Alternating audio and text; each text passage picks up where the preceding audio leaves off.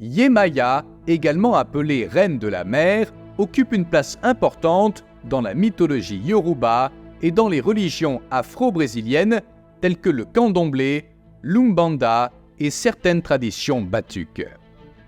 Yemaya est une figure vénérée, connue comme la mère de toute vie et étroitement associée à l'océan, aux rivières et à la fertilité.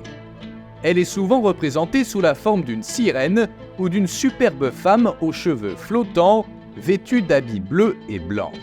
Elle est associée à la lune et aux marées et à la capacité de contrôler les vagues, protégeant ainsi les marins et les pêcheurs. Yemaya domine diverses parties de la nature et de l'existence humaine. Elle a la capacité de communiquer avec les esprits de l'eau. On l'invoque souvent pour la protéger lors des voyages en mer et on lui prête également la capacité de guérir les maladies et d'améliorer la fertilité des femmes. Yemaya représente les traits de compassion, d'empathie et de force grâce à sa nature maternelle, aimante et protectrice. Il existe de nombreuses histoires sur Yemaya. La mythologie affirme que Yemaya est issue des eaux primordiales de l'univers. Selon la mythologie, Olorun la créa et lui conféra la capacité de manipuler l'océan et ses habitants. Yemaya est considérée comme l'une des premières à être descendue sur Terre. Elle occupe une place particulière en tant que mère de tous les orishas. Selon une autre légende, la beauté de Yemaya était si captivante que le soleil en devint amoureux et suivait ses moindres mouvements.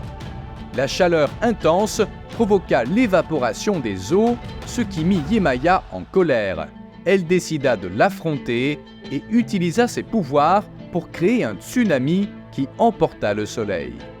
Depuis ce jour, le soleil se tient à bonne distance de Yemaya. Yemaya et Oshun ont un jour organisé un concours pour déterminer qui créerait le plus bel accessoire pour les cheveux.